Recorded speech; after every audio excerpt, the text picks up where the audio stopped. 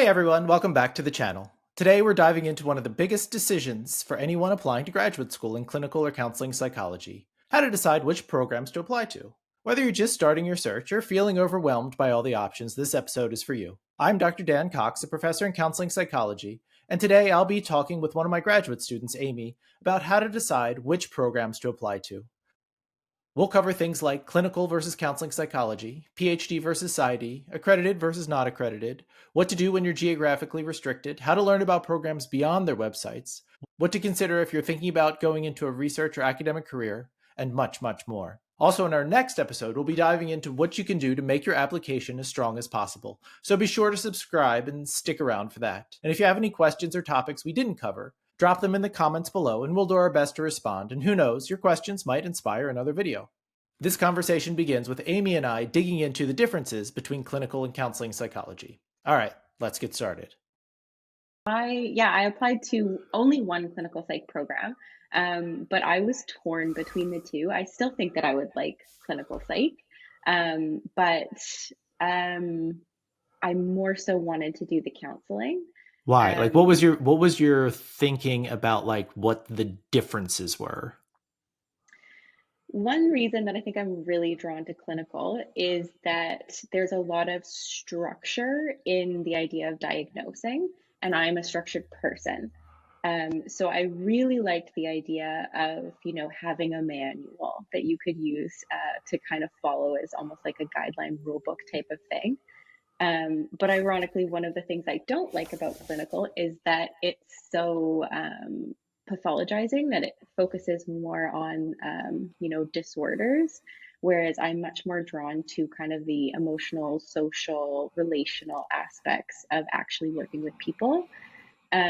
So I ended up applying to both, but was very, very happy to land in counseling because I think the draw for clinical was almost a safety piece for me. The Like it was more safety of having some comfortable? kind of a, yeah, the idea of having like this book that gives you symptoms, and there's a number of symptoms, and if you have them, yes, and if you don't, no. I think there was a bit of a feeling like that took some pressure off of me, but I'm very happy with where I landed. So I love your answer or your thinking because I think it like represents um, a lot of ways that applicants will think about or often think about these things. And over time, I've learned that it's so I always sort of hate the question of like what's the difference between the two. Yeah. And I've even like talked to colleagues about this or people, because I'm in counseling psychology, but talk to my clinical psychology brothers and sisters, faculty members, and it's always we're always sort of like, once you're in the real world for a while, it's like, oh, I don't know what the differences are. So this is what I always sort of suggest, which is one, look at the program rather than the category it falls in. So, um, one of my friends who I didn't know her till much later, who she went to a graduate program, got her PhD in clinical psychology, and she learned like nothing about the DSM. Really?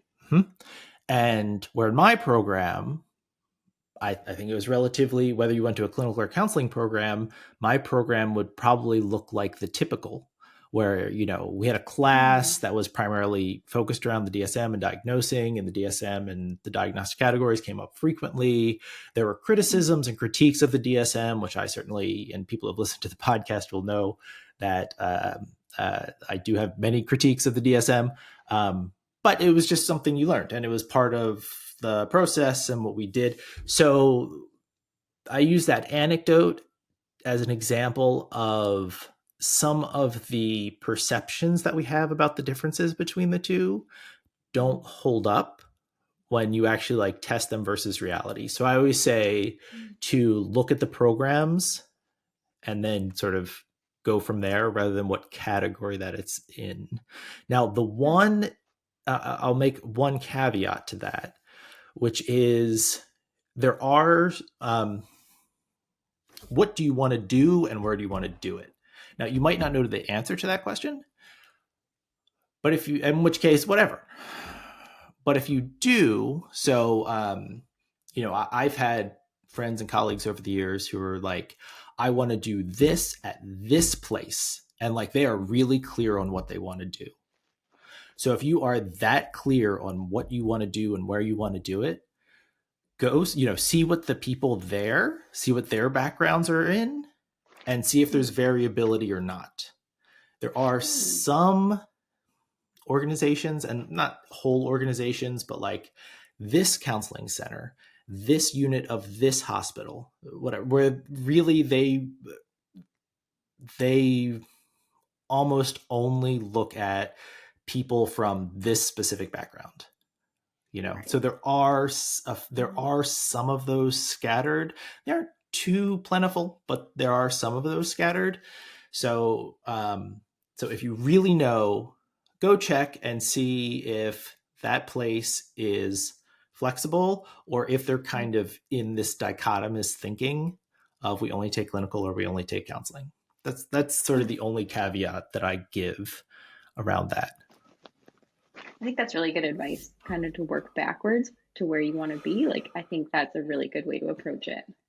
Yeah, and so let's sort of riff on this a little bit, which when folks are thinking about for people who really do know, I want to work, I want to do this thing in this place. And this place is really important because you'll find that the norms vary depending on where you are. So part of that has to do with like the laws and the licensures or registrations and that sort of thing. And sometimes it's just like how it's always been there. And those things change over time, of course. So place is important. So if you're like, I want to work in this geographical area, great, fine. So you want to learn them, then what sort of the norms, the traditions are in those spaces when you're deciding on the type of program. And so that is above and beyond just clinical versus counseling. It's also like, particularly if you're geographically restricted, you want to open up as many possibilities as you can. Yeah. So here's another example. I had someone I went to graduate school with. She did her master's in counseling psychology. And after she graduated, I remember talking to her, and she said, if I had to do it over again, I would have gotten my MSW, my master's in social work, because because of where we were living or where she was living, just what the norms, what the regulations were. She could have done the stuff that she could have done with a counseling psychology degree and more if she had her MSW. So that's also something to consider if you know what you want to do and where you want to work, to go and figure out like, is, which clinical or counseling, but also like what else. And if you are geographically restricted, because many of the programs are very competitive, so you want to sort of open up the possibilities. And I often give the example of social work, but there are lots of other disciplines where people are doing psychotherapy and assessment and other sorts of psychological or psychiatric sorts of things without having a degree in psychology per se. Right. Yeah, I know a couple of people actually who switched. They were thinking about applying to a master's in counseling and they switched to an MSW just because of how competitive it is. And they figure I can do pretty much the same thing, pretty much exactly what I want to do, but I'll get in faster. Yeah, totally. And I think it's really reasonable. Totally. Yeah. Yeah. They're Yeah. competitive And programs. yeah, they're very competitive program, or often, and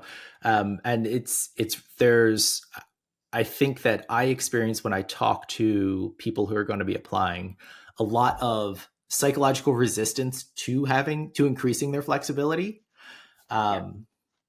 which, I never sort of got this advice on the front end, but I imagine if I did, I would also have some resistance. I would have had some resistance. But I think that it's a little self-defeating. And it's not to say that you will, but it's worth, this is such a big commitment. It's worth spending a few hours exploring. Totally. Yeah. At least looking into it. Totally. Yeah.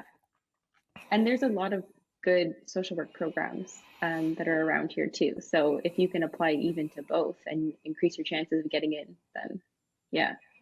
Yeah. So when you were applying to programs, what Mhm. were some of the things that you were thinking about in terms of or decision making, like should I apply to this program or not? So thinking about those, Mhm. you probably had a handful of programs that are like, yeah, this is great, I'm definitely going to apply here. But then you maybe had some like borderline programs. So it's like, oh, maybe not. What did you use to decide, am I going to apply or am I not going to apply to this particular program? So I was, like you said, geographically restricted. So my partner and I own a house. So we were, we had to do the discussion of could we move, would we move? And we decided for my first round of applications, we would keep it local. And then kind of if that didn't fly, then we'd figure out where we'd go from there. So geography was a big part in where I applied to for my first round.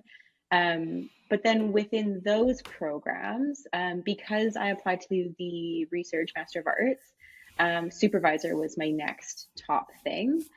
So I had a spreadsheet and I Mm-hmm. spent, a lot of time going through the programs I was interested in and kind of looking through different supervisors, their interests, their research, and kind of trying to see which ones were kind of my top choices. And then once I had done that, I went through and looked at like the program requirements and kind of looked to see if there's anything like there was one university that wanted like 3,000 hours of helping experience. And so that one came off my list. I was like, you know what, for my first round, I'm not going to have that. So I'm just going to cross that one out. So just kind of going through those different requirements that they had and seeing what I thought I could reasonably apply to and had a decent shot at, and what I just didn't want to spend my time on.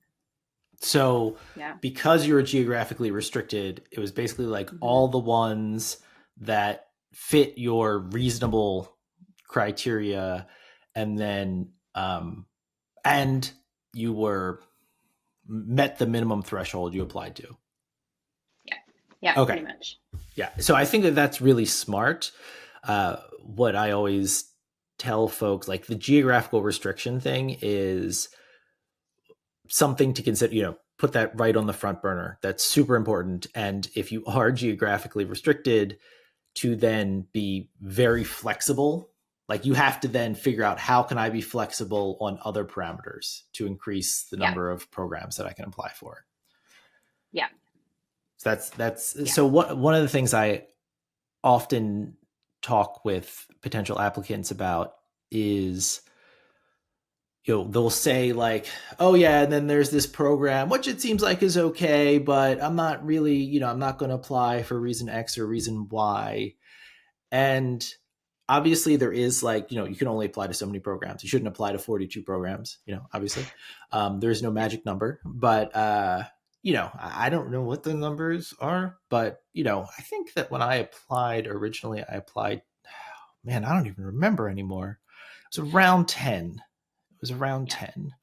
Um, but what I always say to folks who are sort of, particularly if they're geographically restricted, it's like they have two or three that they're like Yeah. definitely going to apply for. Then they have a few others that they're kind of in between on. Yeah. And I think what happens is that we put this pressure on ourselves and we really equate applying for with accepting an offer to. So we put all of Yeah. that pressure on us on the front end. And then we end up not applying for programs that we're not sure about. And so we only apply to the two or three or whatever it is. Yeah. So what I always try to reframe that in terms of if you apply to a program, all that you're doing is you're keeping the door open. So that's it. You're committing to nothing. Yeah. What I always say is like the criteria, particularly if there's, particularly if there's like a small number that you're considering, is if you got in nowhere else, and you got in there, would you consider going there? Yeah. And if the answer is yes, then apply. Obviously Yeah. up to a certain number, whatever that number, if that's 10, 12, whatever, 8, whatever that number is for you. And that if you do get admitted there, and if you get admitted there and nowhere else, you still do not have to accept it. Right. So once you get admitted, then you can really do the research to decide, do I want to do this or not? Yeah. So I always encourage folks to sort of, use that very loose criteria of just like, if I got in there and I didn't get in there anywhere else, would I consider going? And then if the answer is yes, and you have relatively, you want to apply to more programs, then apply. Yeah, I agree with that. And I also really want to highlight what you said about not applying to every program, because I know people who applied to 30 plus programs Oh my gosh. across Canada, and the levels of stress that these people went through, and also the cost, because there's a cost for each application. Yeah. But just the amount of time, like every application needs slightly different documents. They'll be similar probably, but they won't be the same. And it was like months that these people were putting in to try to get in. So wow, yeah, I've never heard of that. Do you know if they like got into a bunch? One person I actually don't know about them, but the other person, I don't think they got into any. And part of me wonders if that's because they were so spread out, like they were working on so many things, that their application was probably less honed in than it could have been if they were a little bit more focused. Totally. Yeah. Yeah. We'll talk about that a little bit when we get to talking about like the app, like how you should, like tips for going through the application process of like doing that successfully. Right. Okay. So let's see what else. Okay. So a couple things that I wanted to hit. So do you have a sense of PhD versus PsyD programs? A little bit. My understanding is almost you could think of them like an MA and an MEd. So the PsyD is much more practice clinical focused, whereas a PhD is much more research academic focused, but they're both doctorate degrees. Yep, I think that's so. And we should be clear on this. So Amie's when Amie's talking about, we should probably take two instead of MA, MEd. We should use the language like thesis, non-thesis, or research, non-research. So this is another thing. Actually, I'm really glad you brought this up because I totally spaced on it, which is at certain programs, certain titles, I don't know if credentials, I don't think that's right, but like, so at certain programs there'll be like a master's of arts and a master's of science, or a master of arts and a master of education, or all these, and so all of those things, let's put the PsyD aside for the moment, they mean different things at different institutions. So this is something that took me a while to figure out when I was applying. So don't assume, this is a Master of Arts, excuse me. So that means that there's a thesis component. Well, maybe at some institutions, but not at all. So like you need to like read the fine print on that. And that's just like institutional, whatever the norms are at that particular institution, that's not up to the program. So that is worth sort of noting. So the PhD and the PsyD, theoretically, the PsyD, the idea is it's a practitioner training program primarily, and the PhD is more so of a research-oriented type of program. You can kind of think about it like balance scales. So and compare them relative to one another, not to like, this means it's 50% clinic or 50% practitioner versus 50% research. It's not like that. Theoretically, when you look at a PsyD program, the balance is a little bit heavier on practitioner training and therefore a little bit lighter on research. And then for the PhD, it's the other way around. Again, just like the clinical and counseling difference, the categories are okay, but far from perfect. So you have to look at programs to really dig into it and understand what's happening at that particular program, what their graduates are doing. The one thing I will say, so obviously I went to a PhD program, not obviously, but I went to a PhD program. So I have that sort of bias or perspective. I'm sure there'll be folks who would disagree with me on these things.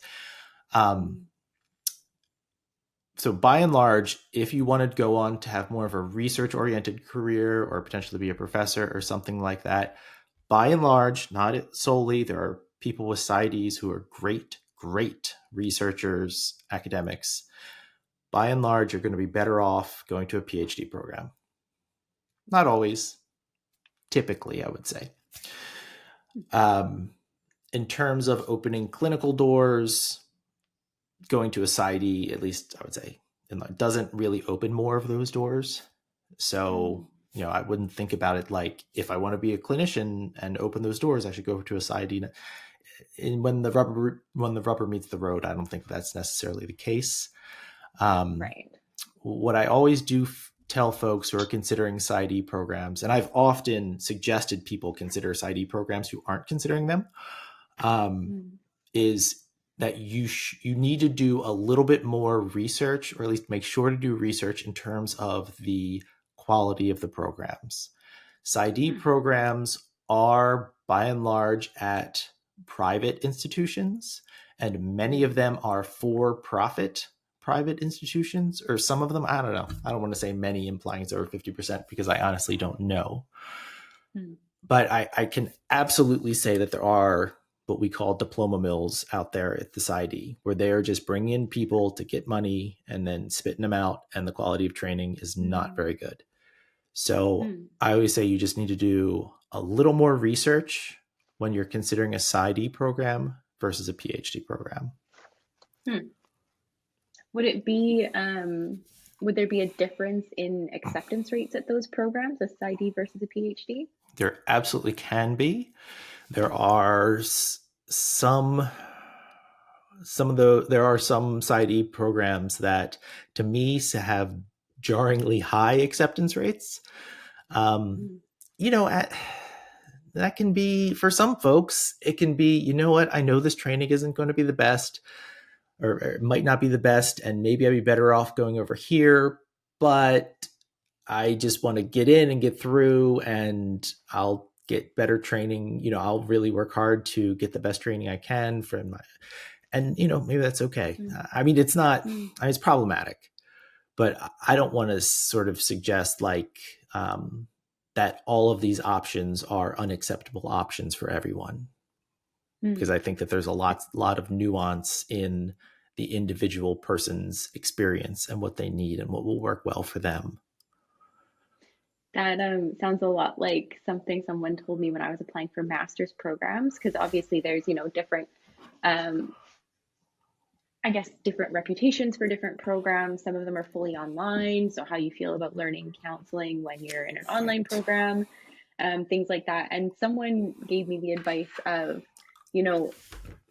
if getting into a program allows you to get the degree and to work in the field you want to work in, there is something to be said for that, because you are the person that decides what kind of practitioner you're actually going to be. So if you're going to put in the time to find your own supplemental training and to work hard and to learn the skills and do a good job, there's something to be said for just getting in and getting that piece of paper that allows you to do the work. So it sounds kind of similar to that, but also with the caveat of, a good program is going to set you up well to do well. So there's a lot of importance on that as well. Yeah, exactly. Because, if you don't get good training supervision, you won't even, it's the, you don't know what you don't know, which is always the case. The other thing, this probably goes without saying, but a lot, PsyDs, because they're often at private institutions, almost always at private institutions, they're almost always much, much more expensive. So I think that's a pretty obvious statement, but also certainly something to take into consideration. And then the other thing, sort of while we're on this doctoral program thing, accreditation. So do you have any sense of how that works, or what the importance of that? So as far as I've looked into it, it's important in helping you know which programs are maybe vetted to be super solid programs, as well as it can facilitate with actually getting like your registration when you're done the program to make sure that you have everything you need and that you can register quickly and efficiently without having to do extra things at the end. Those would be kind of my two main ideas for it.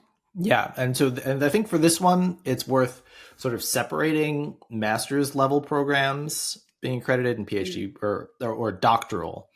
So doctoral being both PhD or PsyD and a few EDDs. Um, so to talk about the doctoral ones, just because that's where this really matters, I would say. So when folks talk to me about applying to doctoral programs, in almost all cases, you should be applying to accredited doctoral programs.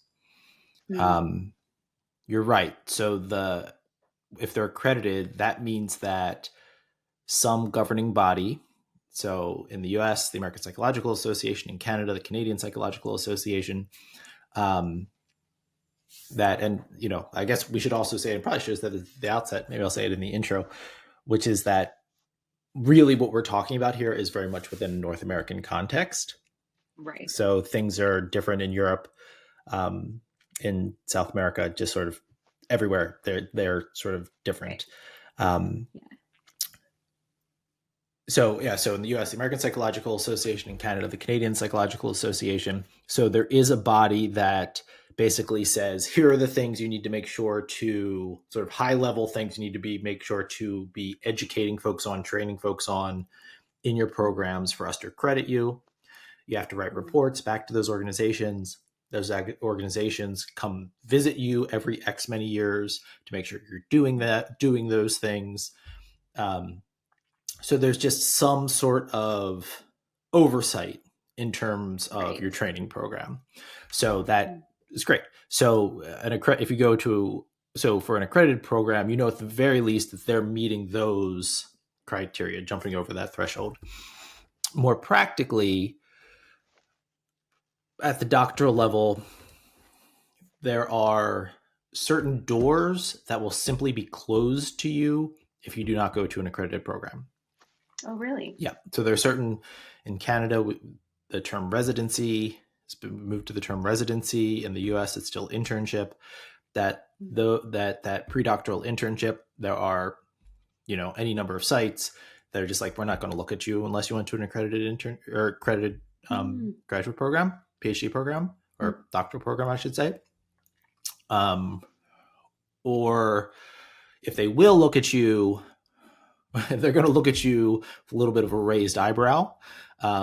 You'll certainly mm, be there'll be more scrutiny, and and then there are potentially other doors as well that'll be closed to you as you move along. Not all mm, doors, but some. Um, the other very practical thing is that for when it comes to getting licensed or registered, so depending on where you live, some places call it licensed, some places call it registered, that if that when you're applying for that, at many places it's if you went to an accredited program, it's just like you just say, I went to an accredited program, check, move on to the next thing. But if you didn't, you say, I did not go to an accredited program, check, and then all these other things come up that you have to do mm. to document, to verify, to demonstrate that your program met whatever criteria that Wow. that licensing body is asking for or expecting. So it's yeah, it's kind of a fast pass or like a nexus pass as well. So Mm, these are right. things. So in terms of Mm, having some sort of um, oversight over the program, doors being open to you if it's accredited, and then having that fast pass functionality if it's accredited. So mm. it's really worth considering. I mean, I would say it's very important. At the So, doctoral level. yeah, not What again, about, just like we've sort of been talking about. There are certain people in certain situations where like that's just not possible. but Right. they want to Yeah. go in a certain direction for their career. So obviously, so with Mhm. that caveat, sorry, I interrupted you. Right. No, no, that's okay. So, so those people that can't do an accredited program for whatever reason, they'll still be all right and they can register or get licensure or whatever, but it'll be slower, or are there some doors that'll just never be open to them? So in terms of actually getting licensed, I'm I don't think that there are any of those doors that are permanently closed to them, Okay. but there might be Okay. certain employment opportunities that are closed to them. Mhm. Yeah. Mhm. So Okay. yeah. Yeah. Yeah. It's. I And then at the mean, master's level, sorry, now I'm no, go interrupting you. ahead. At the master's level, you said it's a little bit different. Yeah. So in Canada, it's extremely different. And it varies a bit province to province. Actually, you know what? Now that I'm saying that, I don't know if that's true. There's master's level licensure in certain provinces that is done differently, but I don't think having your master's program being accredited gets you anything anywhere in Canada. Like, so I don't think it's Really? very helpful at all. Hmm. Um, in the US, because of KCREP, which is a master's level accrediting body. Okay. Yeah, I'd be curious, and if anybody knows, let me know. Or if you're watching on YouTube, just leave a comment down below. Um, what I would do, so if you are in the US, the thing to do is to, one, look into, so you can just go online and see what your state licensure requirements or whatever are, and so just go look at it. And then the second thing, again, would be to talk to folks who are working in the types of places that you want to work in to see if it matters. I think by and large, I know somebody's going to be like, no, no, no, I live in Nebraska and it really matters. I'm sure that there are some of those cases. I'm sure of it. Um, Mm. and I think that it's much less universal than at the doctoral level. Right. Yeah. Um, yeah. So, but I would say, just like with any of this stuff, you have to do your homework for your own particular area. Yeah.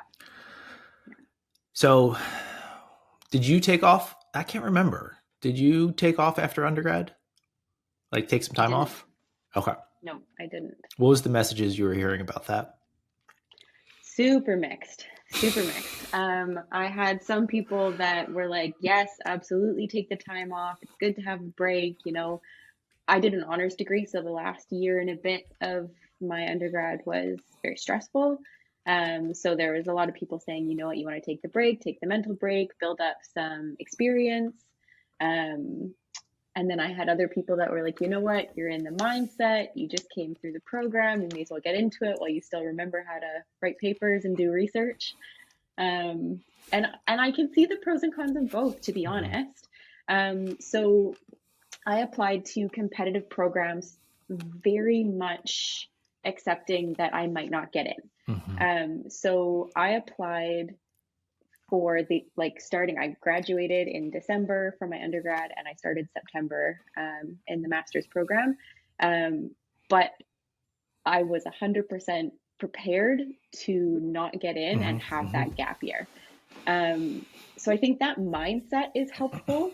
First of all, it took pressure off writing applications because I wasn't, all my eggs in one basket. If I don't get in, what am I going to do with my life? Um, but I do think getting in right away was helpful in that I slipped back into school mode very Mm-hmm. easily. So that worked well for me, but I definitely got advice for both. Hmm. And were there some people saying you should take time off because like getting more like because that'll help you be more competitive?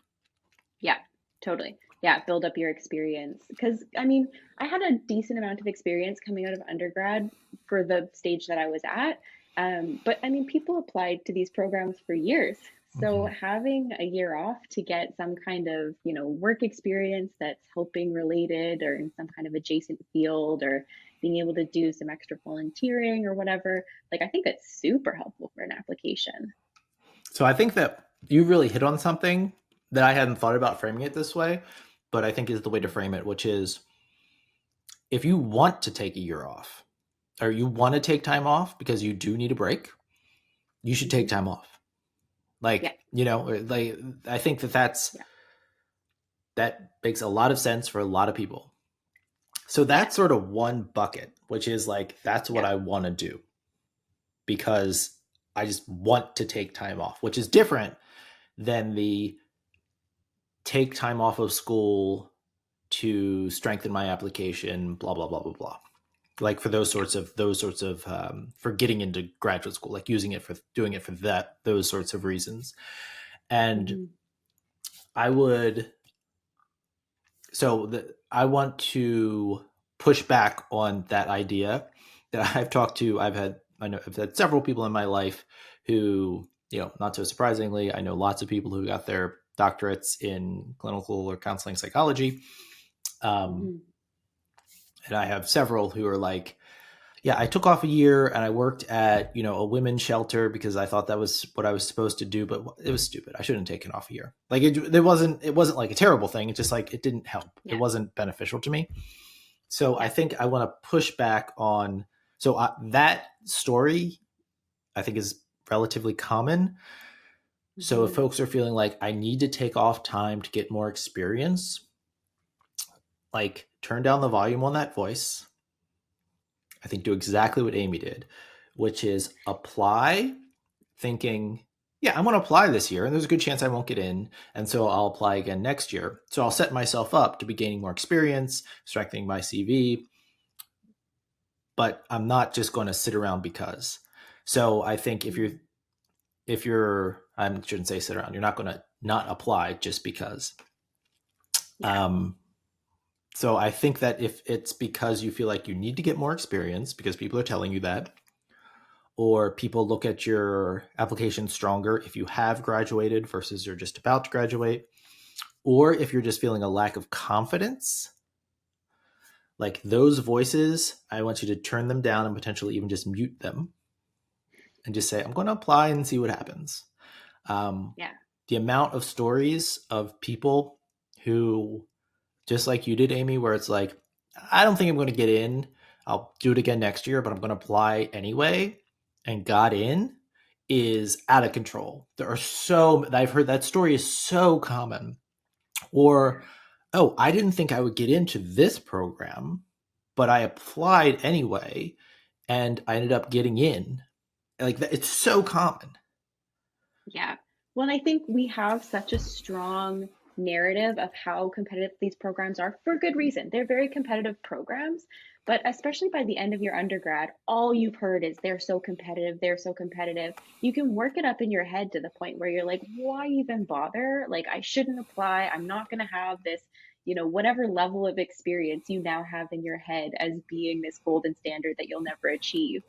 When you worked yourself into that state, like it becomes overwhelming to think of applying or to think of your odds of getting in. Mm-hmm. But it's almost like a form of giving up on yourself to not Mm-hmm. just apply anyways. Because, I mean, I don't know what you guys look for when you go through applications. I don't know what your sheet looks like and what's ticking those boxes. Um, and so you just write yourself off without even giving yourself a chance. Um, and I do think, even if I hadn't gotten in and I'd had the extra year to work and get experience and everything, I would be going into this round of applications much more confident because I have base documents I can work with. I've gone through the procedure before, I know what the portals are like. So it takes a lot of pressure off that second application where now you have more experience as well. So as long as you're not, spending thousands of dollars applying to, a whole bunch of programs, I think it's worth at least a couple of applications. Yeah, I think and that's that you hit on another point that is totally right, and this is also something I say to people, which is if you don't get in, then when you're going to apply again next year, you already have like a very strong draft you're basing it off of. So what you're going to do Yeah. is you're going to take I'm just making up things here, your B plus draft, and then you're going to make it into an A or an A plus draft. Because Yeah. if you're, and we all know this, if you're starting with something that's B plus, you can take it to an A plus or an A or an A plus, Yeah. but if you're starting with something that's non-existent, it's very difficult to get it to the A plus. So I couldn't agree more. And something else that people have asked me over the years is, if I apply and I don't get in and I reapply next year, is that perceived as a bad thing? To that. And so I can only speak for my experience on this end of it. But I've been doing it I've been here for 12 years. I've been a part of admissions for probably 10 of those 12 and have, I don't know, 1,500, 2,000 applications. I don't even know how many I've been a part of going through. And I've literally 0 times in those countless hours that I've spent in meetings with my colleagues going through applications and talking about applications and adjudicating applications, 0 times has that come up. So Really? yeah. And part of it, to be honest with you, is like, I get an application to review. I mean, I'll get a pile of applications to review, but I don't even, I'm going through the application. I don't even care what the person's name is as I'm going through the application, because why should I? Like, I don't look at any of the demographic stuff, because what does it matter? I don't know. So I don't know it's, John Smith. Like, I don't know that's, so I don't even, so if the application comes again next year, I did 200 of them last year, 150 or 100 or whatever it was. So what are the odds? So even if I did know that it was, John Smith or, let's make it John Simpson, so it was a little bit less generic, still pretty generic, that like, even if I did know, the odds that, 11 months later, 12 months later, I'm going to remember that it's that person is very low. But I don't even, generally speaking, I never even looked at that person's name. I have my rating form, I have their application, and I'm going through and I'm going through to fill out the rating form and taking some notes in the application. And then I'm going to the next one, and then I'm going to the next one, and I'm going to the next one. So I just don't even remember. And also there's a good chance if you do, and if you do apply again, there's also a good chance that if I saw you last year, I won't see you this year because somebody else will, So anyway, I just think, so anyway, the point is, don't worry about applying multiple times. Just don't. And I think it's common, isn't it? Extremely. Like a lot of people, Yeah. And I mean, sometimes, honestly, obviously I reviewed your file. Like, if you asked me right now, was that the first time that Amie applied to our program? I wouldn't know. Yeah. I don't know. Yeah. I don't know. So, yeah. I think that's a good point. Yeah. All right, where are we going with this? So let's talk about like learning about programs, and so there are obviously, so in your case, you probably just, because you were geographically restricted, you might, you had a spreadsheet, but so you probably literally wrote down, here are the institutions in the, you drew a circle. So here are the X many institutions. I'm going to go and look at each one of those institutions, look at the programs that they have that might fit for me. I'm going to write those down, and then I'm going to investigate the particular programs. Is that about right? Yeah, that's pretty much it. Yeah. And once I crossed off any that I was like, there's no chance or it's too expensive or anything like that, and I had kind of a short list. Yeah. Right. Sure. So obviously, if your geography is limited and you want that geography is the way to go. Do you have a sense of how your peers, colleagues who are looking more like all over, how they went about investigating graduate programs? Yeah. So most of the people that I talked to were focused on research programs. So I think that's important to highlight because that's going to make a difference. And they really looked at the quality of the research program. So for example, UBC is really known as being a research driven institution. So that would matter to people. So kind of looking at like across Canada at programs who have a good reputation as being driven by research. And then also supervisor interest. So here, let me back up just one for 1 second. How did they even get that initial list of like, what are the programs that, like, the universe of programs that I could consider?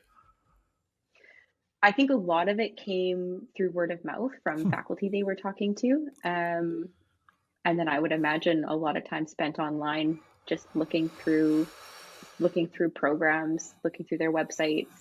I mean, I would assume there's a certain amount of Reddit exploration on what kinds of programs are good programs from people who are in them. But yeah, I think also, I mean, because I went to Kwantlen, which is a little bit of a smaller school, um, I I knew a lot of faculty well, and I think that was common with the students who were applying to grad school is that you knew your faculty pretty well.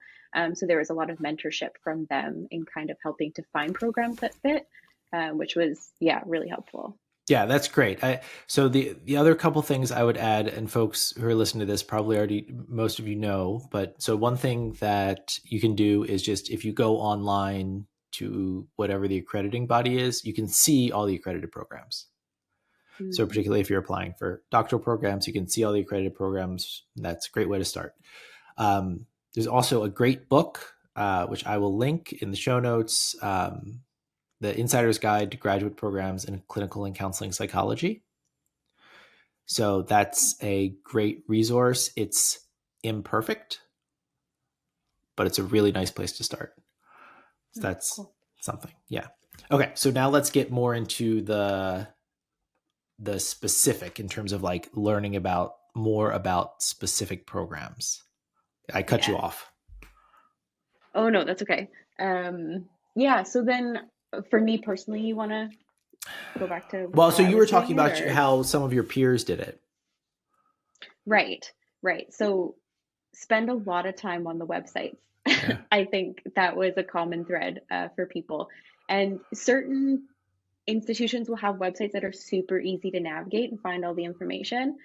Others will be a bit more confusing and you'll have to dig, Oh. and there might be a website for the school and a separate one for the program, and then, going back and forth and finding all the information you need. So, like, spend a lot of time looking through the websites. I think I spent hours looking through different websites for different programs trying to find the answers to all of my questions and the information that I needed. So I think that's great. So that's funny you mentioned the website thing because, I complain about UBC's website, but then I'll go on other universities' websites, and I won't mention any names. University of Toronto, and I go there and I'm just like, what is this? It's like who? It's like some web developer just like gave their mouse to their toddler and that was how it was developed. Like, it's like, why can I not, because I still have to go to different programs' websites for any number of reasons Right. because I'm like, oh, I met this person at this conference and they were at McGill and I want to contact them. I think McGill's is actually all right. But anyway, my memory is so like, but I don't know their email or I saw this person at this conference and she was talking about this paper that or this tool, this measurement tool that she used, and she said it's available on her website. So I need to go to her website. So I'm on, various other institutions' websites relatively Yeah. frequently, and it's like, oh man, some of these are a complete dumpster fire. Um, Yeah. so that's a very good point. So I completely agree with Amie about what she's saying in terms of investigating on the website. So a couple of other things to consider or sort of ways to get information. So particularly um, we'll talk about this in a little bit. This might be more of a if you get accepted sort of a thing because you'll have a Mm, couple of months in between when you get accepted and when you decide whether or not to accept the offer. Um, Talk to students in that graduate program. So if you're interested in working with Dr. Smith, you get accepted, feel free to shoot Dr. Smith an email. Dr. Smith, this is great. I am so excited. I really appreciate blah, blah, blah. Could you give me I just wanted to reach out to chat with a couple of your current or former graduate students. Could you give me a couple of their email addresses so I could shoot them an email? yeah. So I think, that is a great way and totally socially appropriate, right, Yeah. to get a sense. And if it's a Yeah. faculty member who's really new, so they, maybe you're their first graduate student, um, just ask them, "Hey, could you give me the name of or the email address of one or two students in your program that I could reach out to, even if it wasn't their graduate students, right? Just any way to try to Mm, peek behind the curtain a little bit. Now, mm, all that being said, more or less everybody's going to lie. Like they will, like when somebody asks you about somebody else, yeah. you're about the program, you're just naturally going to say positive stuff. And you're going to sort of Yeah. omit some of the negative. And lie is probably a strong word, but you're not getting 100% of the truth. Yeah. Yeah. But what you're really trying to do is, I always say, one of the most important things in life is avoiding the bad stuff, right? So like the really bad stuff. So you want to Mm, stay out of those contexts. And so nobody's perfect, so no supervisor is perfect. Everybody has their flaws. Um, but some of them are awful. So that's the most important thing to learn about, to try to find out about. And it's a very small percentage, but you want to find out about that. So this should help you to find out about that. yeah. What Yeah. else was I going to say? Oh, sorry. Were you going to jump in? Well, I was just going to say, like, that was something. So when I got my offer from UBC, that was something that we had talked about before when we'd done our interview meeting, was talking to some of your current students.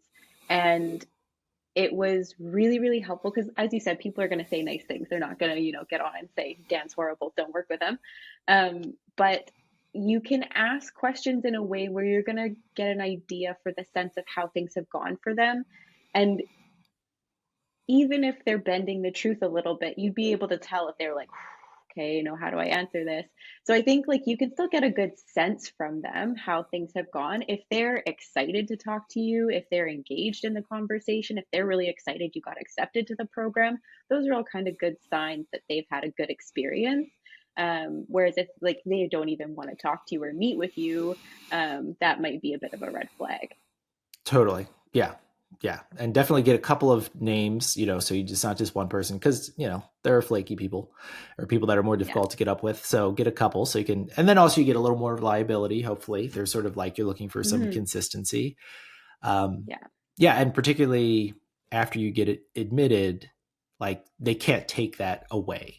So you can ask Right. questions to those students somewhat directly, and you don't have to Yeah. worry about how it's going to, that it could impact, will I get an offer or not? Right. Um, okay, so two other things, I think just two to consider. One, if you're applying to an accredited doctoral program, they have to publish certain statistics publicly. So you can go and look at those. So one of the things that you want to look at is the internship or residency, the match rate. So because everybody needs to do a pre-doctoral internship at towards the end of their towards the end of their doctoral program.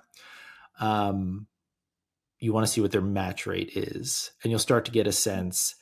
And so, like, if you're seeing a program that over the last 5 years their match rate's 20% or 30% or whatever, it's like, oh, this is probably no good. So you can, Right. and oftentimes programs have relatively small numbers of students. So for a given program, they might have, on a given year, they might just happen to have only two people applying for internship or residency. So if you see that there's a 50% match rate that year, all the other years are really high, one year is 50%, dig into that a little bit because it's like, oh, there's one person out of two that didn't get matched, but every other year they've had 100%. Like, all right, so, be Right. a critical thinker about this, but that's something worth considering. The other thing is, so if you are interested in a research career or becoming an academic, then one of the things that you should look at is the faculty member's recent publication history. So the question you want to answer is, are they publishing? So so the way that I would do it, well, it depends, but one way would certainly be like Google Scholar is a really good way to do it. Don't trust faculty websites. Trust me. Like, yeah, there are a handful of people who have really nice ones that are updated, but like, I would guess it's around 10%. Most of them, I always say, are like kind of this archaeological, like what would come up if you did an archaeological dig. It was like when the student or when the faculty member was in their first 2 or 3 years and they were really motivated 1 week and really worked on it. And ever since then, it's just, dirt and dust has piled on top. And so it's like, it's indicative of what their motivations were when they were, a relatively new assistant professor. So don't just sort of like, for most of us, just ignore those. But Google Scholar, ResearchGate, things like that to actually see, hopefully, if possible, you'll be able to see, are they publishing with their graduate students? Right. Right. So like that might take a little more cross-referencing to figure that out. But those are the two things. So first, are they publishing recently? So you will see people who did really great and influential work 15 years ago. Yeah. And you look and they've published 2 things in the last 4 years, and one was an encyclopedia entry. You'll see that, and it's like, okay, so if I want to pursue an academic or research career, I need to be with someone who's producing now. So that's something that I would. That's a good way to assess that, and then to see if it's their students. That can be a little bit more challenging, but if there's a way for you to sort of cross-reference who their students are their students showing up on their papers, that's also a really great way to tell. All right, that's it for today's episode. I hope this conversation helped you feel a little more confident about how to approach choosing which graduate programs to apply to in clinical or counseling psychology. Remember, there's no one-size-fits-all answer. If you found this helpful, don't forget to give this video a thumbs up and subscribe so you don't miss our next episode, where we'll dive deep into how you can make your application stand out. And as always, if you have any other questions or thoughts, leave them in the comments below. We'd love to hear from you, and who knows, your question could inspire another video. Thanks for watching, and see you next time.